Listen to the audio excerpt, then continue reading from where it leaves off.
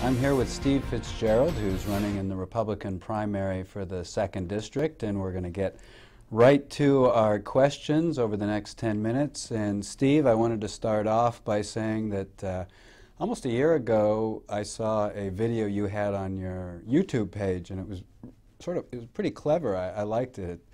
You did a play on the Dos Equis commercial, and then a short while ago one of your opponents, an ad for him, was running the same sort of theme.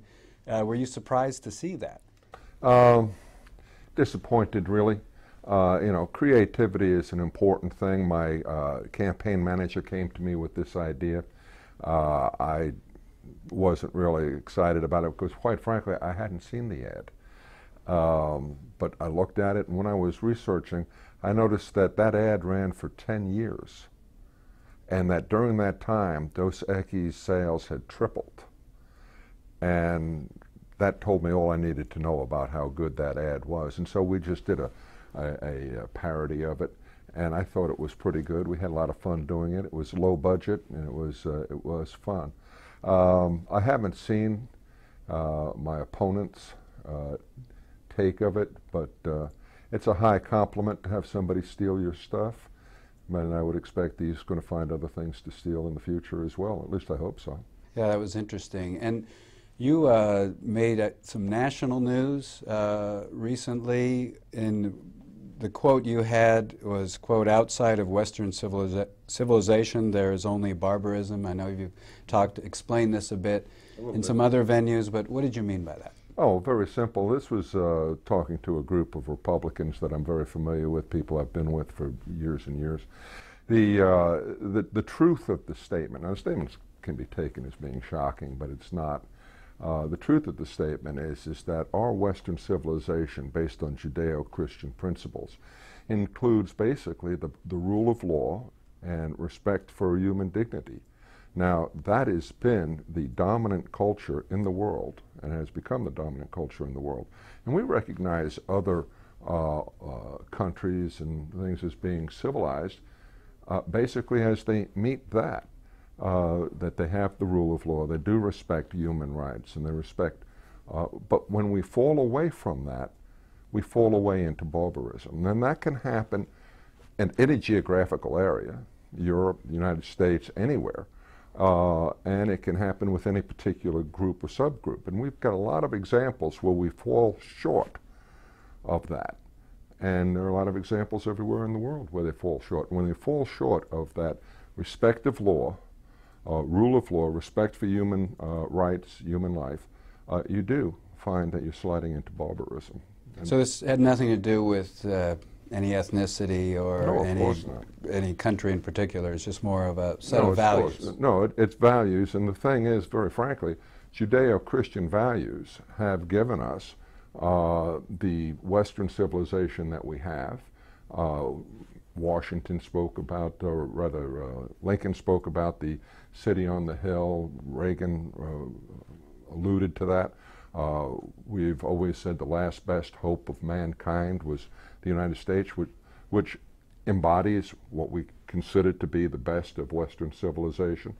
We fall short of those ideals. Everybody falls short of those ideals to some degree. But those ideals are what is civilization. And as you go away from those, where do you go? Not to a good place. I want to ask you about some specifics. I brought some props here. These are mailers from the current Congresswoman, Lynn Jenkins, and I'm not necessarily picking on her, but these are from 2010, and she's talking about the deficit, the debt, national debt, and since she sent these out, it's gone up by trillions of dollars, not billions. So, two-part question: does the debt really matter? As the first part, right. And two, given how much it's risen under Republicans and Democrats, can the voters take seriously a candidate who says he or she will do something about the debt? Well, here's the thing. First part of your question, is it important? There was a word that came out of the Soviet Union from one of their scientists, and the word was, "The knight is dying inside his armor." They're, very frankly, having been in the Army, retired from the Army, having worked in the Pentagon, having studied the Soviets to some degree, I can tell you that their armed forces were really exceptional. They were good, they were big, they were powerful, they were very capable, but they could not afford it. President Reagan very wisely invested in high technology weapons and systems that put the Soviets behind, and they had to double spend to catch up, and they couldn't do it. And so it was their debt that brought down the Soviet empire, not anything else, just their debt. And they did that by trying to keep up with us. Out of their own paranoia, they felt they had to have bigger, better, stronger. And so the danger of the debt can't be overstated. As far as our debt is concerned, over that period of time, we went from $10 trillion to $20 trillion under one president, and that was under Barack Obama. Under our new president, we have gone up another $1.5 trillion. So the real question is, one, we know it's dangerous and we know we can't continue it, and two, how do we stop it, how do we reverse it and reduce the debt? The answer to that is all of the things that you've heard about cutting and trimming and so forth. We won't go into that, but there are opportunities to do that. But the other part of that is we have to increase our revenue, increase our income, expand the economy. And under the previous administration, we had a very weak expansion after the recession, extremely weak. Under the new president, we're beginning to see a more robust expansion. And very frankly, if this continues, we will be able to afford a lot of things. But one of the things we'll be able to afford is to pay down the credit card and reduce the debt. It's still going to take discipline to do that. We're still going to have to make cuts. But we now have the ability to begin bringing down the debt, and we have to do it.